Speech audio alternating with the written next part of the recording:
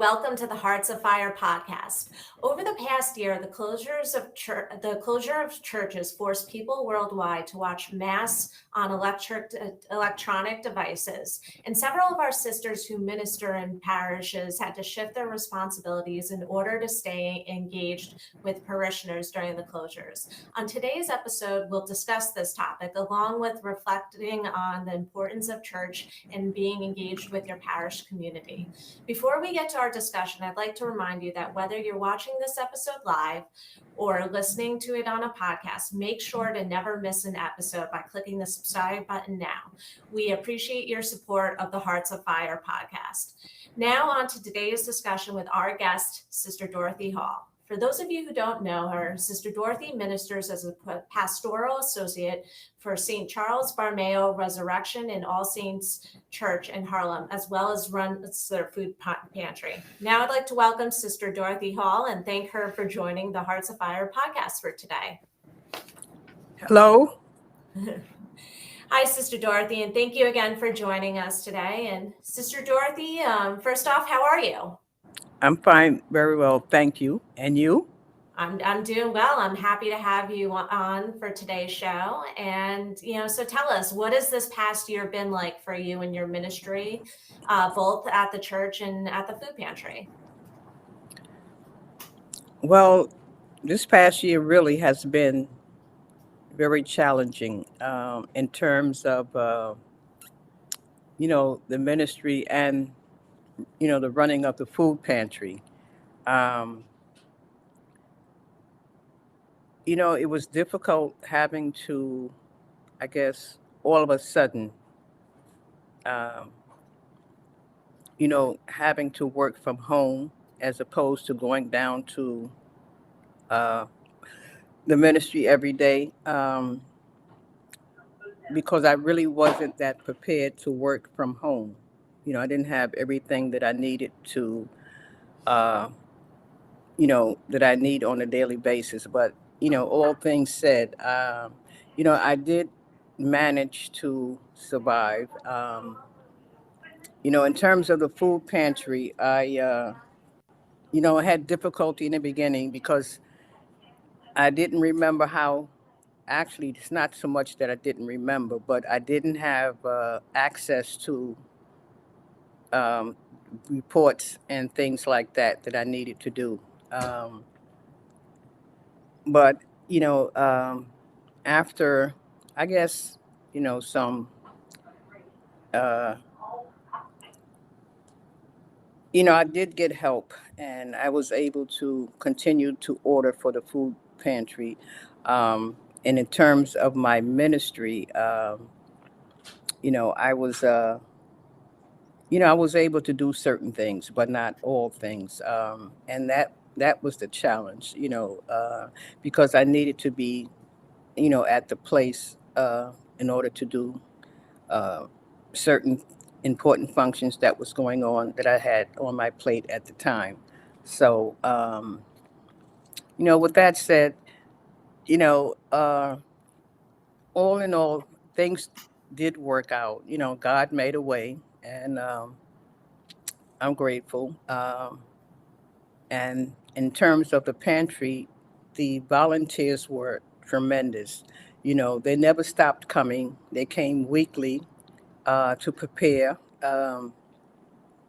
and supply the participants with food. Um, and thanks be to God, we never really ran out of food, during the pandemic. We were able to continue on a weekly basis, having ample food to distribute to the participants. And I think average, we serviced about 350 between the two parishes, the two pantries a week. Wow. Um, so, that was a blessing. And in addition, we also provide food to John Paul II senior housing.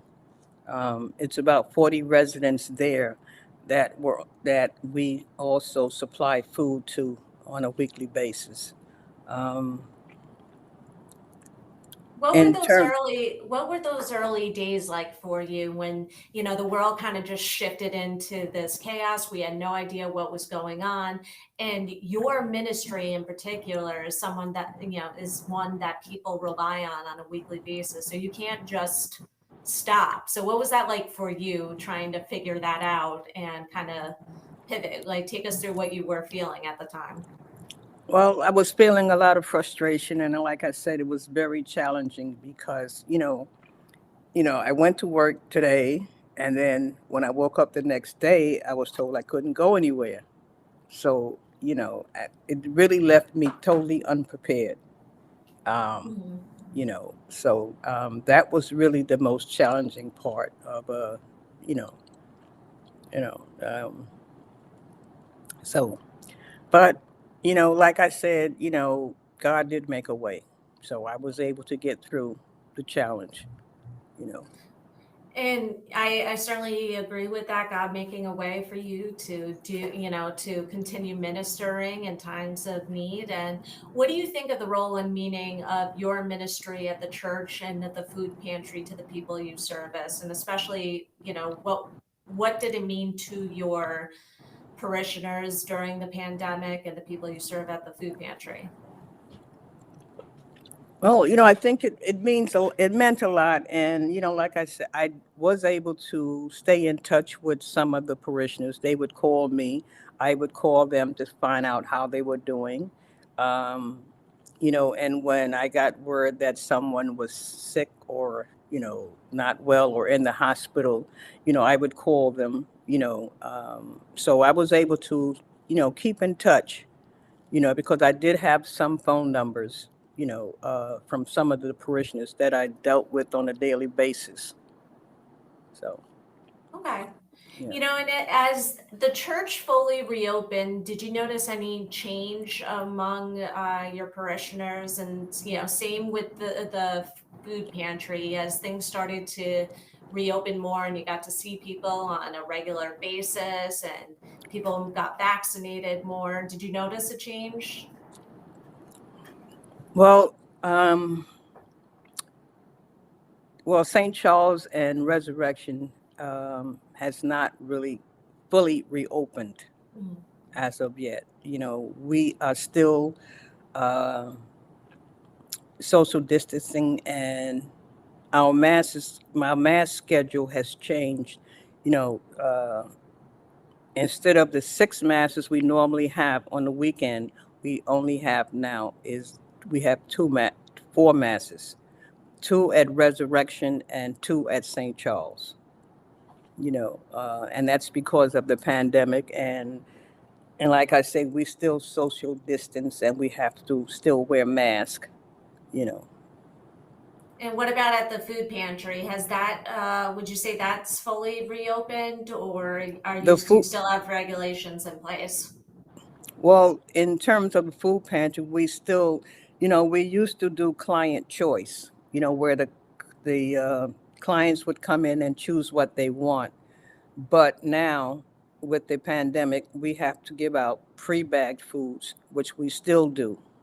Mhm. You know, um, so more and more, you know, uh, like I said, we just basically we prepare the bags the day before, and then on the pantry day, we just give them the bag. Mhm. We don't allow them to come in. So you know, hopefully things will open up more, and that will change because uh, you know, we miss the interaction with the participants.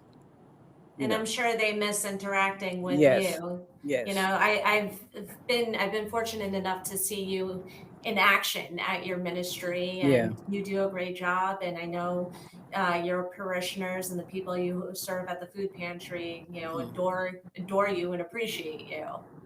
mm, So I'm sure they're just as eager as you are. And yes. Sister Dorothy, in your opinion, what is the importance of church attending masses and staying engaged with your parish community, just in general and especially during difficult times? Well, church is really very important to the African American uh, people.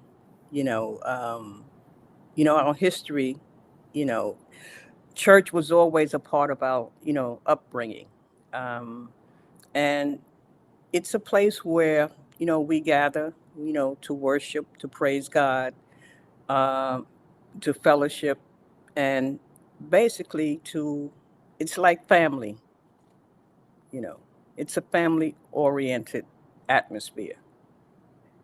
You know, and with some, especially the elders, you know, and those who live alone, this is their chance to interact and to be with people, you know, and enjoy you know one another. Um, like I say, fellowship is really a big part of our worship.